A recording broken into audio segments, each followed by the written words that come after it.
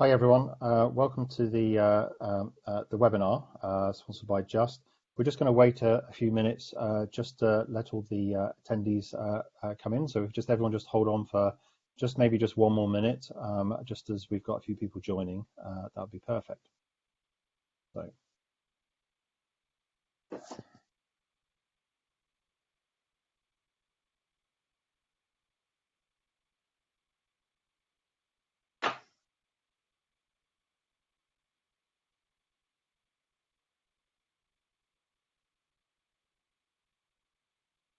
So I think we've got a good selection of people who joined. So welcome everyone. And so maybe if we just start. So thanks very much everyone for joining the special roundtable for the utilities industry, which is being sponsored by Just today.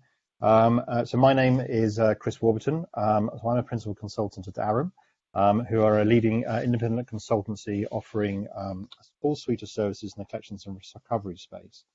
So I'm chairing the discussion today. But before we get into it too far, first, just a little bit of housekeeping.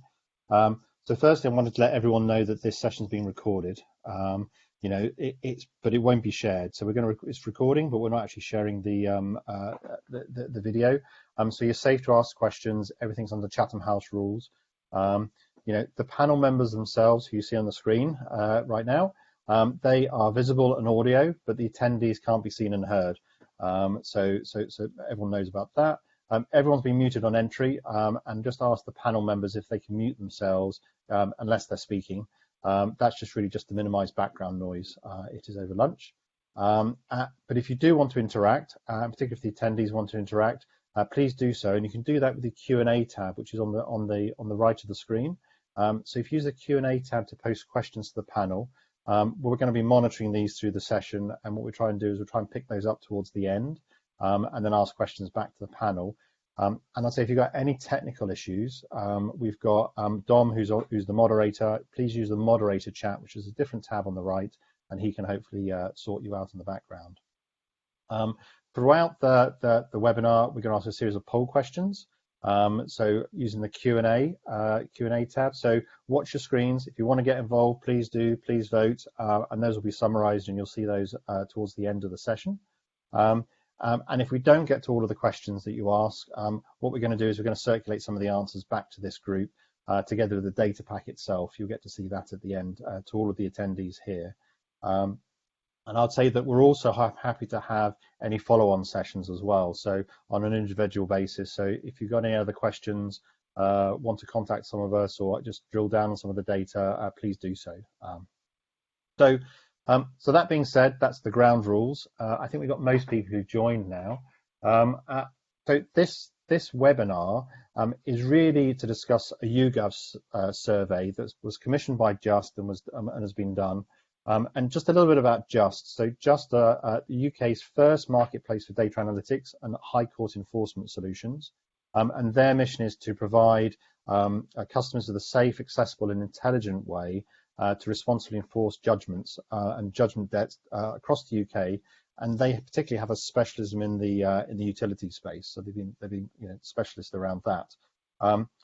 So they've got some feedback from this survey, really from customers around the impact of COVID-19 or coronavirus and the lockdown. And really the questions were really around, how might this influence the collections process in utilities, and that's really that data is really the subject of the discussion today. So is the lockdown, how customers are feeling, and what our reaction is to it, and how we're going to deal with that as an industry. So let me now introduce the panel. So first off, we've got maybe everyone just can wave. We've got Nick Georgiadis, who's the managing director of Just. Next to him, we've got Ian Parry, who's the co-founder of Daisy Rock Consulting, working on the utility sector. But hey, Ian. We've got Rob Mayer, who until recently was the head of debt at British Gas, and is now working at Solve Credit Management. Hey, Rob.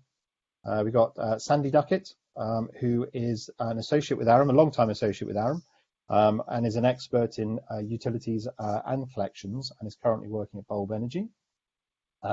We've got Martin Kirby, who's the head of credit risk and collections at Business Stream. Hey, Martin.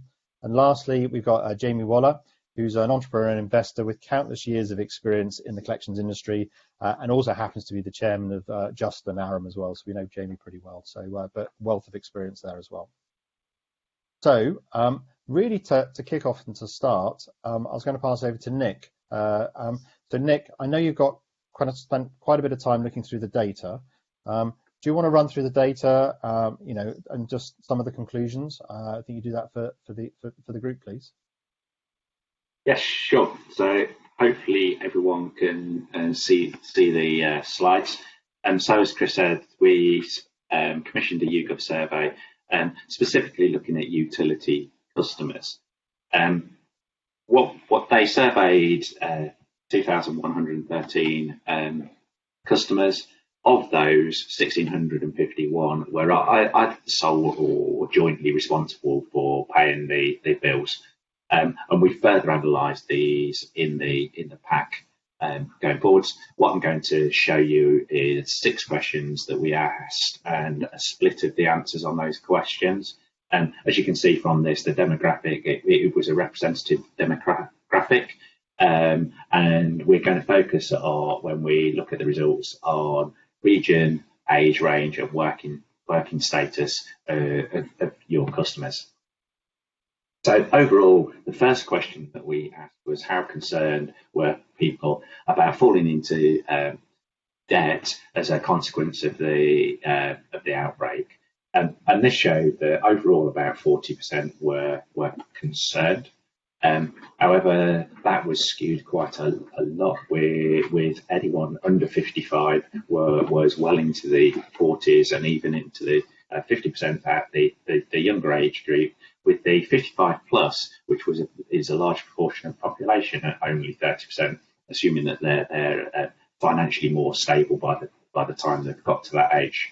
And I'm hoping that I will be too. Then we looked at the working group. So what you can see is the different categories, with the retired once again being the secured income and being the least concerned, with the surprising one for me initially when I saw it was the unemployed group. Whilst it's only a small percentage of the population, I assume that this is skewed because whilst if they were unemployed beforehand, their situation has not changed, their likelihood of getting work will have gone down significantly in the near term, and there's probably some newly unemployed in that group also. When we go across the regions, we can see that Wales stands out as the area with most concern.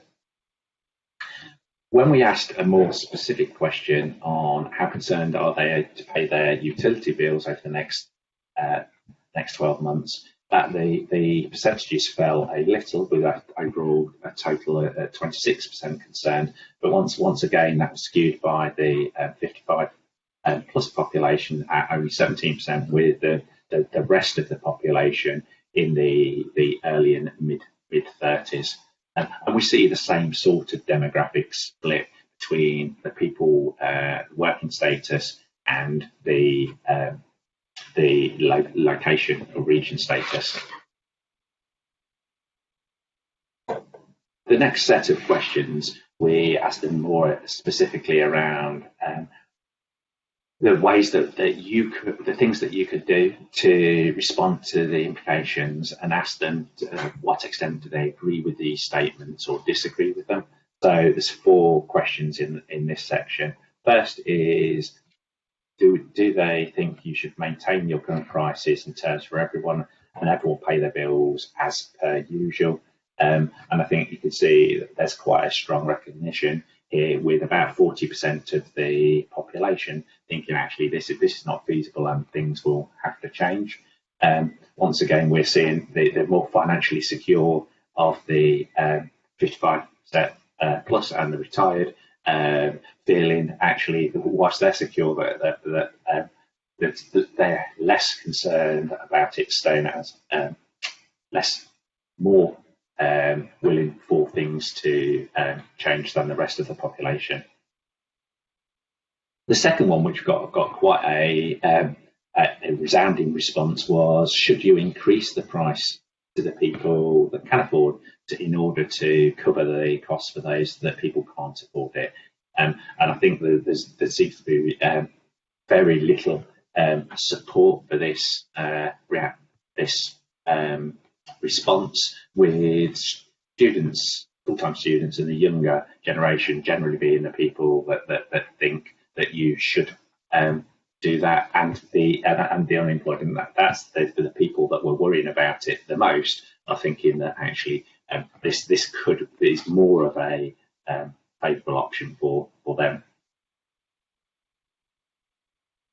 It goes completely the other way. You can see here when the group was asked, should people that have suitable financial arrangements set up to enable them to pay their bill over a period of time. So that's got a vast majority of people, at 93%, believe that actually people should pay their bills, but it should be on some sort of arrangement. And you can see once again that there's broad support for that across all of the parts. The final question was actually quite interesting response, in that customers were now asked, should the utility companies actually write off or cancel the debt if people can't pay, even if that leads to an increase in bills for customers in the future. And whilst the first of these four questions asked, should the price be increased for people that can afford to cover the ones that can't afford, had very little support, this has got far more support. And I think the conclusion we came to on this is actually the first one was, if that's an immediate reaction, so should people pay more immediately? This is more putting things like, actually let me kick the can down the road a bit, which is actually happy to pay more in the future to cover this debt that's been written off, but actually not at the current time. That was the reasoning that we thought that actually this has got a significantly different response to the first question in this series. So overall, what we've seen is people are concerned about their debt. People are thinking that actually it should be paid and over a suitable arrangement. What we've come up with for the next part of the discussion is four broad themes that Chris is going to facilitate.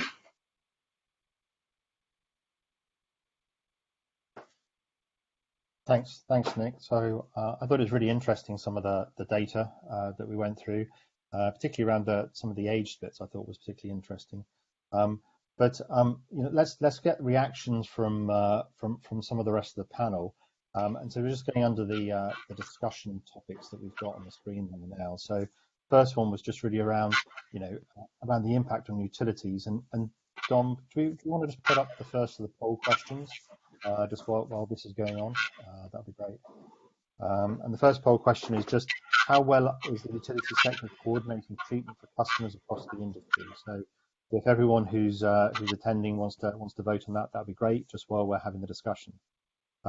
So the first question, really under the whole theme around what the impact's being for the utility sector, is I was going to ask Rob as an example first. So Rob, I mean, how are some of these observations aligned with what you've seen in the industry over the last few weeks and what you've been hearing? You want to take yourself off mute?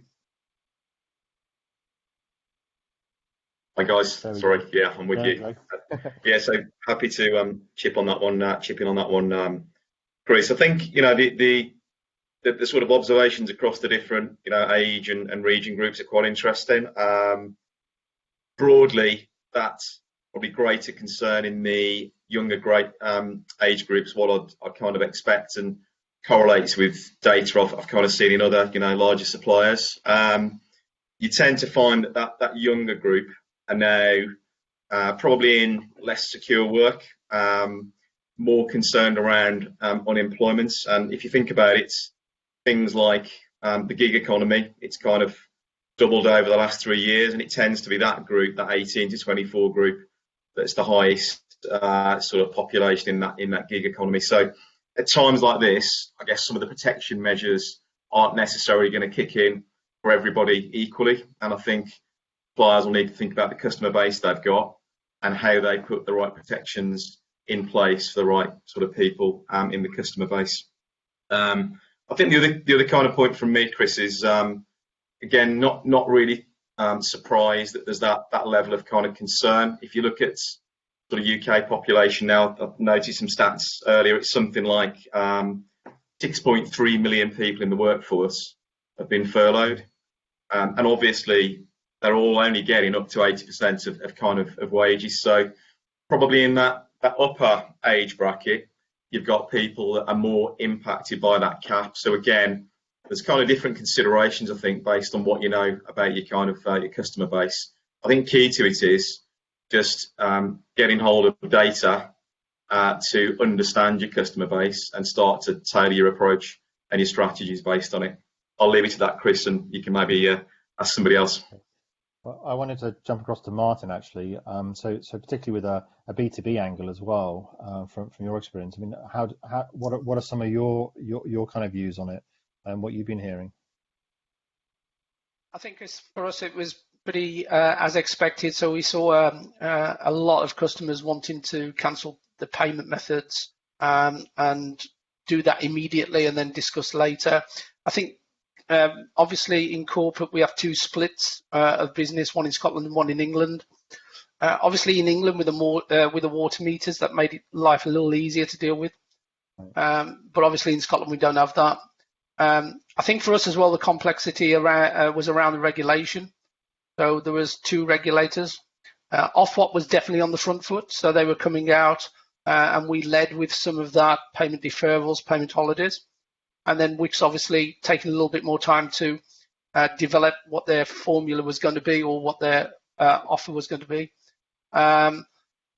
But for us, as an organisation in the B2B space, we wanted to get on the front foot and assist all our customers. And in fact, actually, I did some work this week that I don't think there is any customer we haven't financially been able to assist going forward. So for us, we were quite keen to support that customer. Whilst we had a good inflow initially in the first couple of weeks, that has slowed down, I would say more to a sort of normal trend now. And certainly payment methods, etc., are back in place, so that's not too bad. So I think just to be succinct in the question, we experienced as did the consumer side of the business. I think we were able to react very, very quickly. I think we had some great support from the regulator, certainly Ofwat, and we're very mindful of trying to work with Wix on that. So for me, I think we've done as much as we possibly could have done in that first piece. Okay, fabulous. Okay, it's great that I had such fast, good support as well, and being able to see so fast. We've seen that in other industries too. One of the other things I wanted to pick up in this section was I thought it was just Nick mentioned a little bit around the level around concern around financial difficulties was lower in utilities than it was overall. And I just wondered if, why do you think that is? I mean, do you think utilities bills are being sort of treated as lower priority, or are they easier to pay, they're less worried about it, and just sort of really just get a bit of a view on that, really, just the relative change between that and specifically the utilities industry.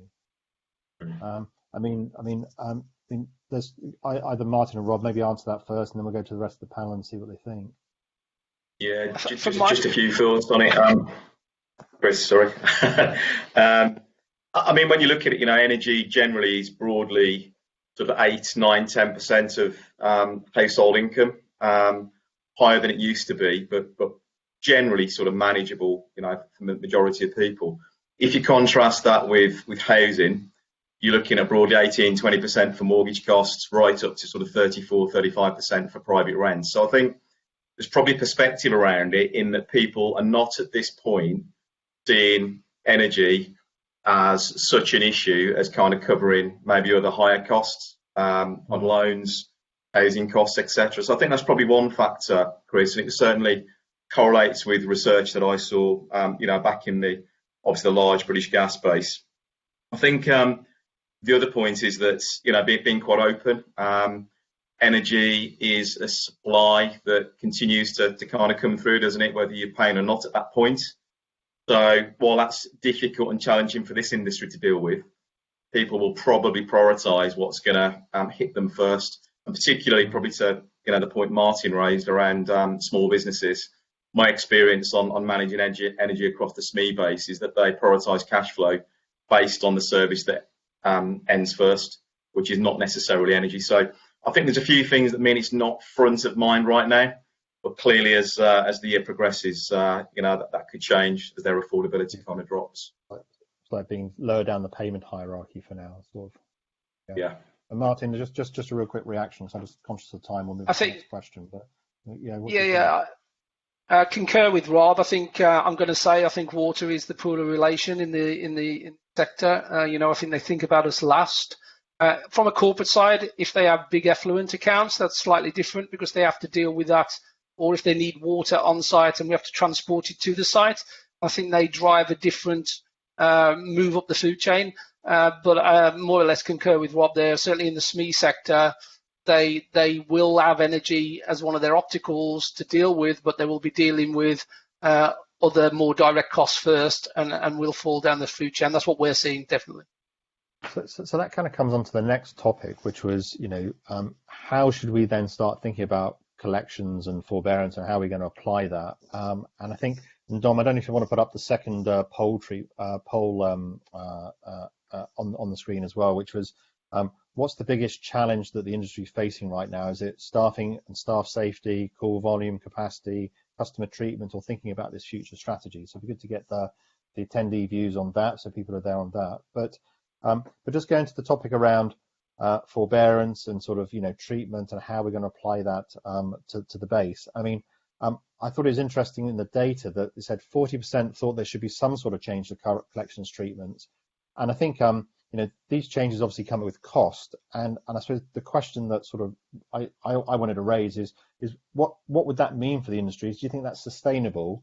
And so I wanted to direct that to Sandy and Ian, just having worked across the industry from particularly from a consultancy point of view. I mean, what's your view around the economics of that, and so is that sustainable for the industry? Sandy, you want to go first? If I pick that up first, yeah.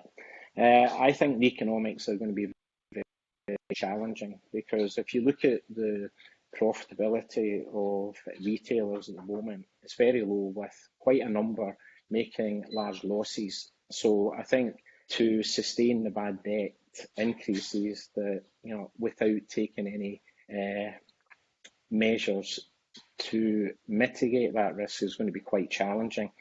I think a longer term strategy needs to be taken, as Rob has suggested. So I think retailers need to tailor and adapt their approach to the customer base. I think they need to take a longer term approach to collecting that debt. I think they need to stay in contact with those customers on a regular basis. I think it's when you start to look at those margins, the regulator needs to play a part. At the moment, what I'm hearing from the regulator, is perhaps giving out signals to customers that they don't have to pay. Where I think we need to get the balance right, have the ability to pay, and those customers that are financially vulnerable, and there'll be higher numbers of those going forward. So I think it's very much about a longer term strategy, more flexible, tailored to the individual customer's needs, and each utility will deal with that differently based on their customer base.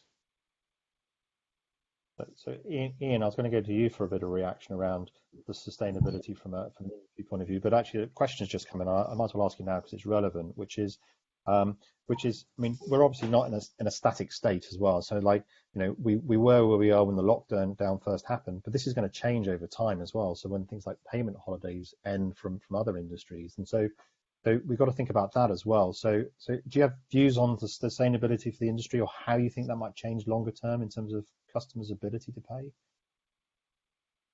you want me to pick that up, Chris? Sorry. Yeah, please go ahead. Yeah, I think, as with everything, there isn't really a blanket answer to this. I think it depends on each energy company, and obviously the energy market is pretty diverse at the moment. And you've got a number of new entrants, independents, large independents, and obviously the big five. and they'll all be looking at debt quite differently, and cost to serve is driving quite a lot of that conversation. But I think it'll depend on how they've set themselves up. But certainly for me at the moment, there's a lot of activity going on trying to help those with prepayment meters. So if you're a energy company at the moment with a large base of prepayment, then you're going to be spending a lot of time ensuring people can safely top up. Obviously, the whole smart fitting of smart meters that's been put on hold at the moment, but that would have absolutely helped. So any energy company at the moment with a smart meter put in, that'll really help them, because they can switch modes from prepayment to credit pretty easily. So that'll be really helpful. We're also seeing lots of direct debits being cancelled, and I'm hearing up to sort of 40-50%. So whether people are being told they can have a payment holiday or not, they're taking the opportunity to cancel some of these things down. So I think, as with everything, it depends on how the companies set themselves up, but it's certainly not sustainable right now. I think the collections guys are going to be doing more of a service conversation, so they're reaching out to customers, seeing how they're managing. And interestingly, I'm seeing even the regulator reaching out to some of the smaller companies and seeing how they're doing. So if you've got the regulator and reaching out to companies at the moment, that they're concerned how they're dealing with collections, not even from a customer point of view, but how their bad debt is looking, and how they're likely to survive. Yeah. What's your reaction to some of so you mentioned about different treatments, for example, prepayment meters, those kind of things. How do you think about that in terms of like age demographics as well? Because there's quite a big age split across the different feedback, particularly in terms of like solutions. For example, younger people seem to want to push it to the people who could afford it, or even write it off. And so is there something we've got to think about around age in terms of like treatments? So, you got any thoughts on that? Yeah, I think certainly, prepayment is definitely something that the younger demographic are a bit more comfortable with, and the industry's been moving more towards a sort of a pay-go transactional thing, like telcos have for a number of years now. And I think with smart being able to switch so easily, I think younger people are a bit more comfortable with that. And if you don't have to rock up at a shop to top up your meter, then that's really helpful. Whereas I think the older generation don't necessarily see that as a good thing, and certainly with the way that Ofgem regulates this and puts quite a lot of pressure on the energy companies to make sure that payment types are a good fit for consumers, and sometimes that can be pretty prohibitive when you've got a customer that is racking up a lot of debt, and that you just can't find an option for them, and sometimes businesses have to write off and start again. So it's sometimes not a great solution for payments.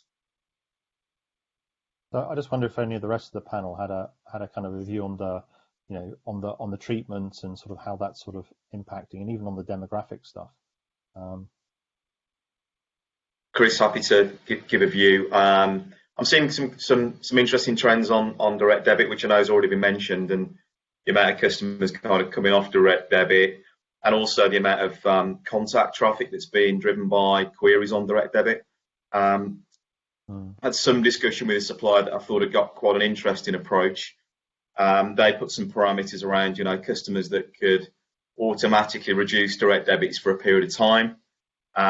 They'd put additional controls in place, if they wanted a certain percentage of reduction, which meant a conversation with an agent. But the bit I found quite interesting was if a customer was then professing to be experiencing real hardship, they were using open banking data to, I think, have a different level of conversation and really verify that. And I think that goes to the trying to tailor your strategies based on appropriate data around the customer, because that means you can put your help where it's most needed and not incur costs when it isn't needed. And I think that's probably the way to try to make this as sustainable as possible. Target the help where it's needed, but of course it does go to how much customer data have you got. And I think if there's anything, that will be learned from this, it's that data is kind of king, and knowing the customer, which I think has not always been a priority in the kind of utilities world in my experience. This should really start to drive it. The other thing I thought was interesting as well was in the background is you also see increased usage. I don't know if you saw that over the last couple of days. I think it was a 35% increase in usage. So that's sort of coming in the top end as well as then just the payment side of things as well. So you've sort of got increasing bills basically coming through, and will start to flow through too. So that's an added pressure, I think, as well. Okay. Martin, do you have a question too? Do you want to comment too? Or? Yeah, I think again, backing on from Rob there, I think one of the key things there, certainly in the corporate space, more as we classify SME and super SME, is that the introduction of open banking and the enabler to being able to use that to make the right decision for the customer and the right decision for you to go forward and to set some real strong pathways to recovery in there, I think is really key. And while that's been available for a while in the lending sector, and in fact actually is that vehicle, if you look at some of the early parts to that, it's really decisive in the way we deal with this going in the next 6 months to 7 months. So I think organisations that are on the front foot, that are able to open data model and work that with the customer, I think is really a tremendous leap forward. It's a bit like, for me, what would be the wish list? The wish list would be for a customer to say it once. So instead of having conversations across the utility sector, for them to just say it once. And I think this is a way of trying to get that data through, and for other organisations that are part of that to grab that once. And then we all make similar decisions. So the alignment of decisions around the sector is really key for me if we're going to drive this forward successfully and return that P&L number back.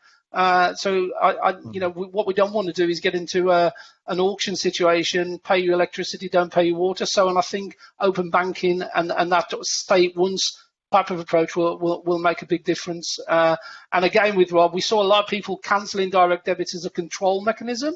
I'm going to cancel all that. I'm going to deal with it all later.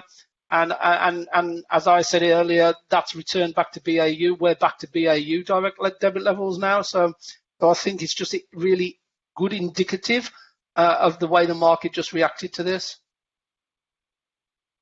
Yeah, it's almost like there's that reaction, and certainly I've heard quite a lot of discussion around open banking. And is this the the trigger that really allows for wider adoption, which has been very interesting actually what you're saying.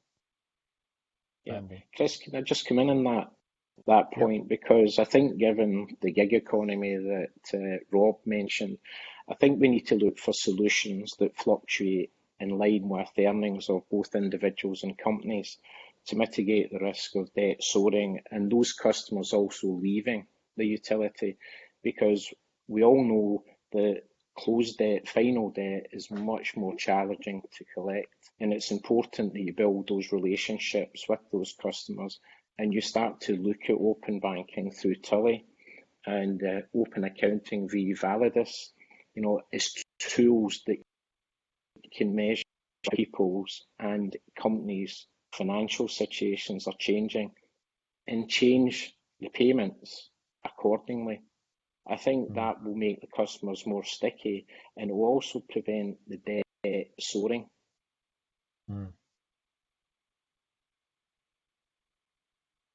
Okay, yeah, interesting. So I think I've got a few questions coming in, but I'm going to leave those till the end. What I want to do is maybe just go to the third topic in the roundtable, which is really around how do we best work across the industry, including the regulators, to ensure the right outcomes. And Dom, I don't know if you want to just put the third poll up, which is how would you rate the outlook of our industry, sort of 1 to 5? And we've heard a little bit about it in terms of how we should react just now. But yeah, that would be the third poll. So if you want to vote on that, that'd be great. So it's really around outcomes and how as an industry do we work to ensure the outcomes. And I think given as we just heard around treatment softening, are there any other thoughts in terms of how we should deal with it? And just think about the longer term as much as the short term kind of reaction. And Martin, Robert, I know you commented in the last section, but do you any other thoughts you want to add in terms of like how we should deal with this sort of like longer term and how we get out of it, and particularly on a regulatory point of view? I think Martin, you were just saying around regulators being very supportive. Is there anything else we need to do? I think from the regulation perspective, we do need some sort of alignment, although there are two different models, England and Scotland. But we need some clarity as well of what they see as the future. I know that's coming out, and we can deal with that. I think uniformity to me across certainly the water piece, certainly in the B2B, where everybody treats or has the same plan would be the way forward for this for now in the future, and understanding what that looks like, whether that be from a wholesale charge adjustment coming in to the way we bill out. But if you take the English model, for example, turning the properties to vacant to avoid the billing was one of the things that we've done, certainly targeting the sectors that were clearly not trading, so retail, license, restaurants, that sort of stuff. But still expecting the customer to come forward with that and tell us that he's not doing it. So I think we have to do more in that target space.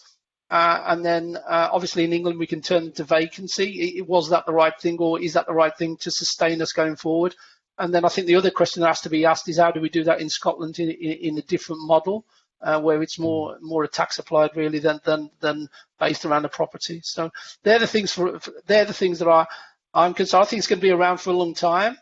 I think we're going to have to really deal with this, and that's why I'm really keen to get technical around deferment and understanding the customer, certainly in that SME, super SME stack.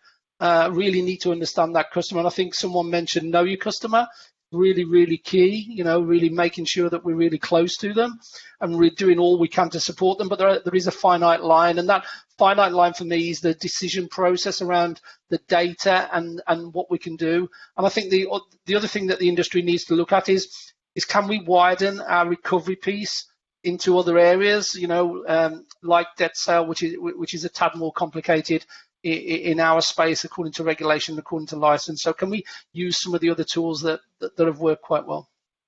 Okay, Rob, any perspectives?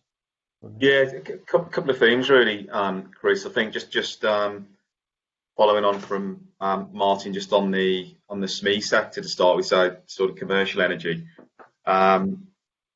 There's something for me which is a real watch point, which is clearly insolvencies and the trend on insolvencies, because whatever treatments we might sort of think about or try to step in with are largely sort of made null and void if we see an upturn in insolvencies across the back of the year. 2019 was the highest year for insolvencies since 2013, so there was an upward trend anyway. We've got changes in regulation coming through which prioritise HMRC as a preferential creditor from April. So the likelihood of recoveries after insolvencies is going to be sort of really tightening. So I think, again, back to the data, I'd kind of encourage suppliers to really keep on top of signs of insolvency and making sure they're using some of the data providers that can kind of help in that sort of space. I think on the regulatory kind of landscape, I'm trying to stay quite close to a few regulatory colleagues, always good sources of information. If anybody's interested, there's quite a bit of information out on the Ofgem website. Open letters went out in April. They clearly sort of set out three priorities. One was protecting consumers, particularly around kind of self-disconnection. And as usual, they've not been overly prescriptive, but they put some principles out which I think are just worth mentioning briefly. Treating customers fairly, customers or suppliers asking themselves how they protect vulnerable customers with the resources they've got. And I thought one that was really interesting was Ofgem setting out their expectation that circumstances are going to change quickly for consumers, and suppliers need to put a process in place that keeps track of those changing circumstances as best they can. So I think what it says to me, Chris, is there's some clear expectations out there from the regulator. They've put out some guidance, albeit it's not prescriptive, but responsible suppliers need to keep on top of that, tailor their approach through this period, because doubtless across the back half of the year, the regulator will return to ask what different suppliers have done. They'll be looking for examples of good practice. I think that's when examples of industry standardisation will start to sort of kick in. So really the opportunities there for proactive suppliers to grab the baton and really run with that and set good examples across the next part of the year, I think. Yeah, I do think the evidencing piece is important. And I was at another utilities conference, and that you could see the financial difficulty stuff starting to be mentioned by the regulator, and the evidencing stuff, even if they're not being prescriptive, the evidencing stuff is, it felt like that was going up the priority scale. So yeah, and doubtless, Chris, they'll come back to things like that. They've postponed the consumer vulnerability strategy because of the crisis, but they'll come back to that. And then you've got the ability to pay regulations or guidance being put into license condition.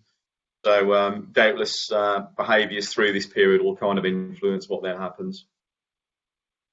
Okay, thanks. So Martin mentioned debt sale, and I actually wanted to go to Sandy a little bit, just thinking about, and we talked a bit in the title around the tsunami of debt coming through. And so, Sandy, I don't even have a perspective around debt sale in terms of like, is it going to increase? What's the outlook for that? And any views? Or I think it will increase. I think the demand, once the current restrictions start to be relaxed, will increase from very early stage arrears all the way through to debt sale. A number of utilities have been reluctant to sell debt, partly because the quality of data, and because the quality of data isn't great, sometimes the return isn't attractive enough to them. But I think there'll just be such a surge that once the restrictions are lifted, that companies will need to consider that seriously, and they should start preparing now, because I think there will be a higher demand for it going forward, and it's important to be prepared to actually sell debt in the future. That can be a one-off sale, or it can be a forward flow sale where it's just built into your processes. The view is that will probably, certainly it's an option, and that might increase.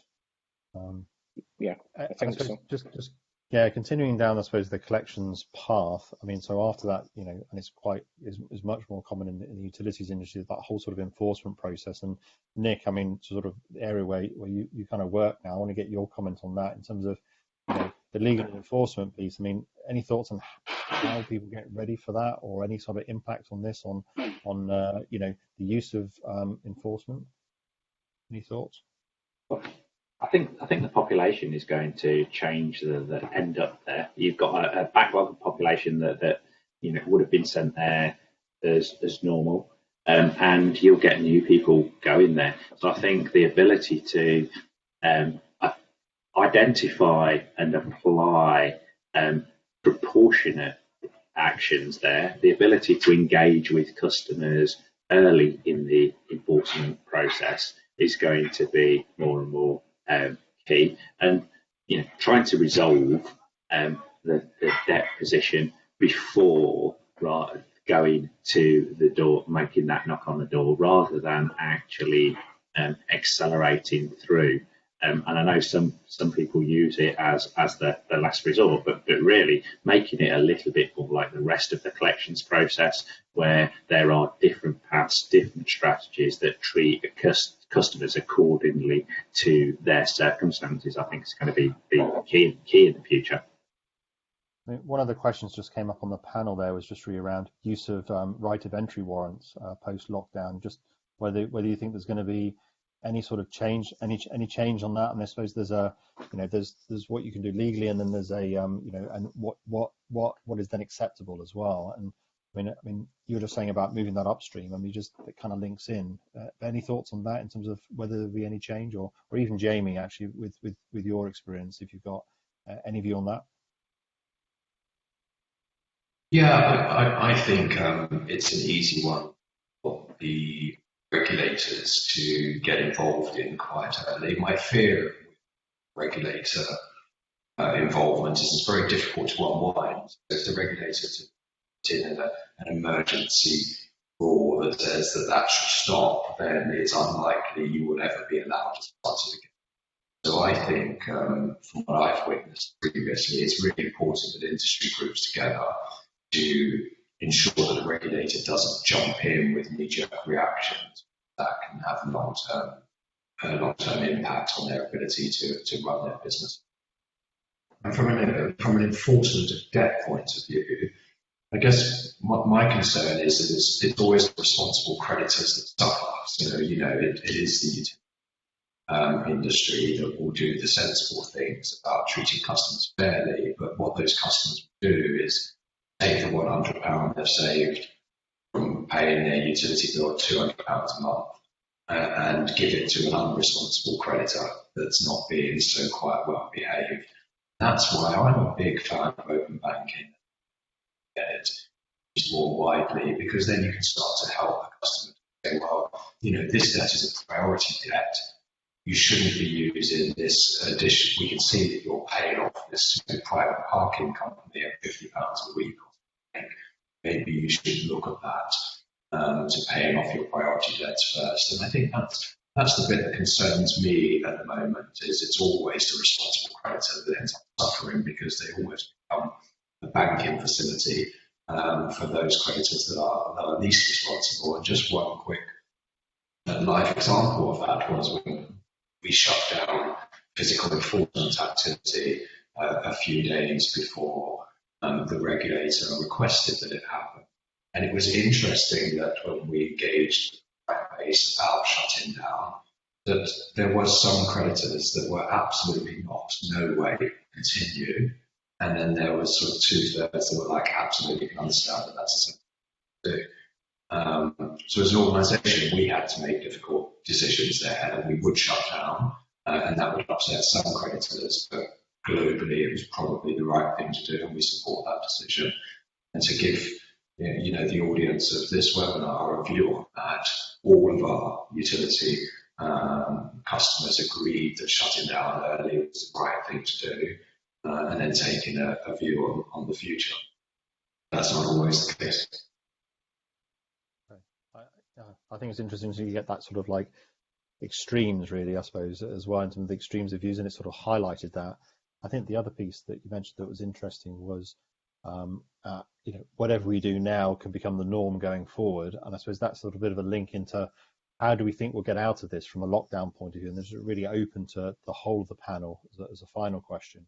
Really, I mean, what happens long term? What happens after this is done? We're out of lockdown. Let's even say we're gradually starting to return back to normal. What will the new normal look like? We've seen massive change, but any views on what you think it will look like longer term after this is over and after the tsunami of people flowing through has gone through? I mean, what will be the longer term changes? Anyone got any views? So I'll just, if I could, just to follow on, I think, if you look back to historically, a crisis of this magnitude, World War II, you see some emergency powers be pushed through regulation that get unwound. That is the reality. I think there will be some knee-jerk reactions that are the right thing to do, and there'll be some that are negative, and we then have to live with for a long period of time. And one of them that springs to mind is sort of private rent cap that was introduced right at the beginning of World War II. Was supposed to stay in for 12 months, and actually it just ran out as people eventually came off of those rental agreements through death, somewhat 70, 80 years later.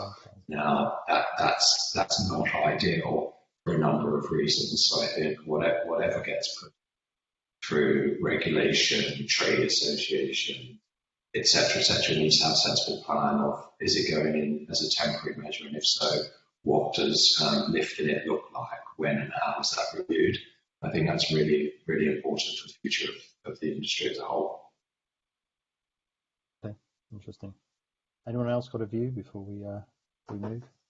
Yeah, Chris, Ian, go first. Go on, Ian. Yeah, I think there's a real opportunity for building brand loyalty, actually, certainly in the energy market. So, that's what all of the brands are pushing for at the moment. But the way in which their customers now are going to be handled, whether they are in a prepayment situation or whether in a debt situation or whether they're fearful of debt. The way in which they're going to be handled right now is going to dictate what they do for the next 12, 18 months. So the next time a tariff review comes around, do they look to jump ship to another supplier who they've heard great things about, or do they say, actually, these guys really helped me. They made sure that I could top up my meter. They made sure they gave me a courtesy call. They told me what we could do in this situation. They asked how I was doing.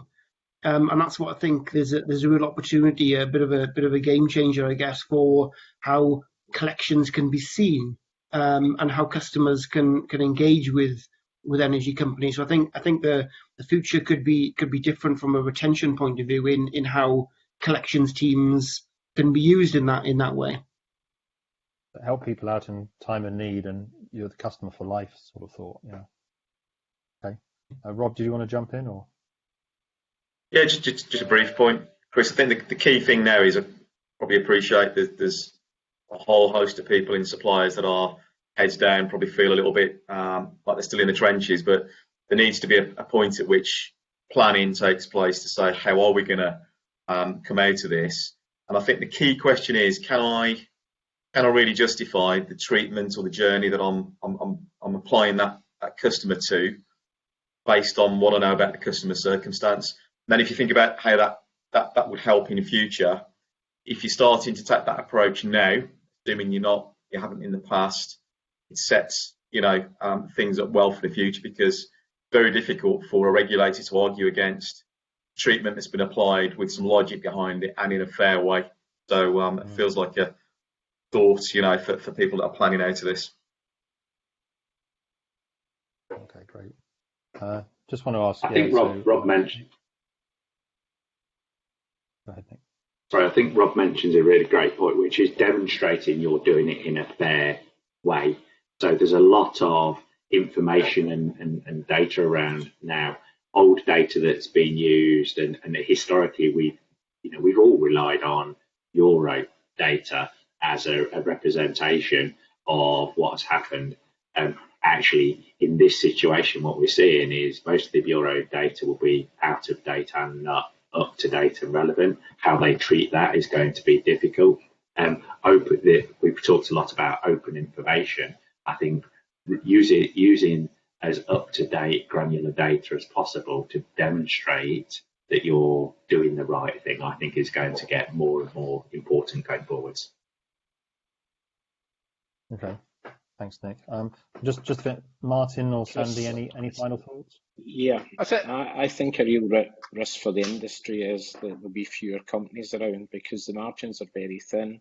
When I looked at the data, average margins, profit margins were 2%. So the projected increase in bad debt expense, that I'm hearing from a number of companies is going to be in excess of that.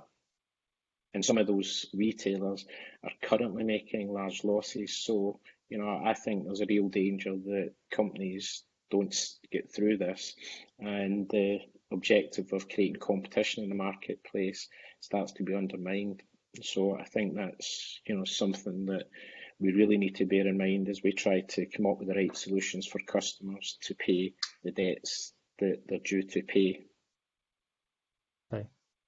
Martin, you were going to jump in as well. Just a final quick word, because we're almost out of time. Thanks, Chris.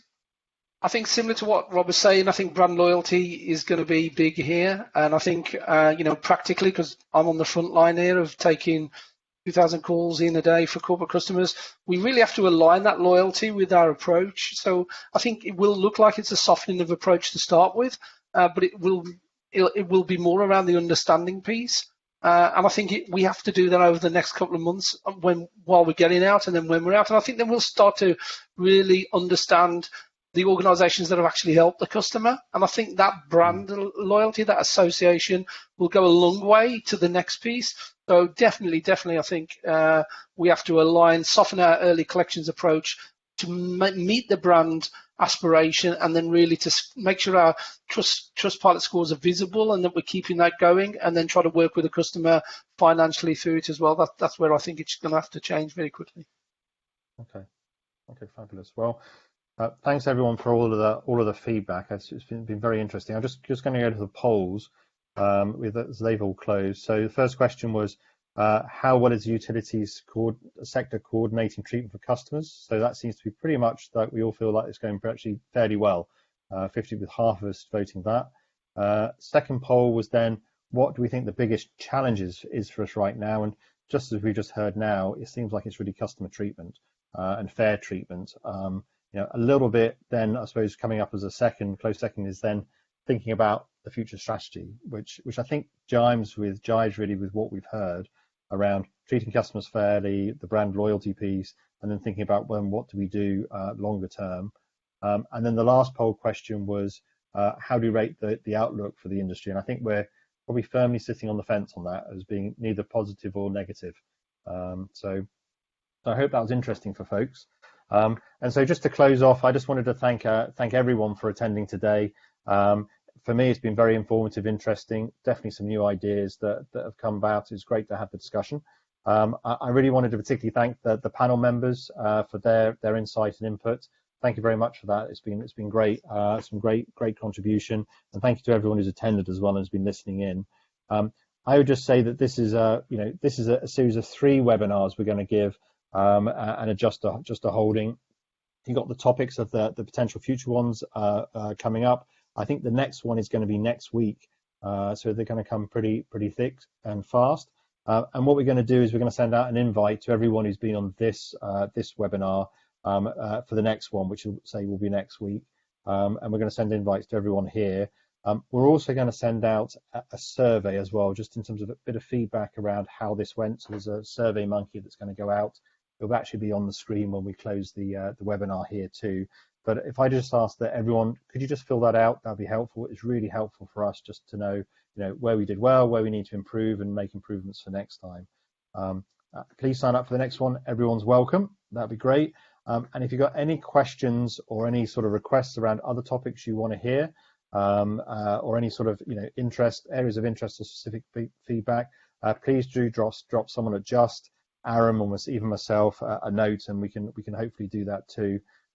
We will be sending out the deck, and we'll be sending out responses to a couple of the questions that I didn't manage to get in as well. So that'll be great, and you should get that in your inbox. So thank you very much for everyone for attending, and everyone have a great rest of the week. Thanks everyone. Thank you. Thanks. Bye.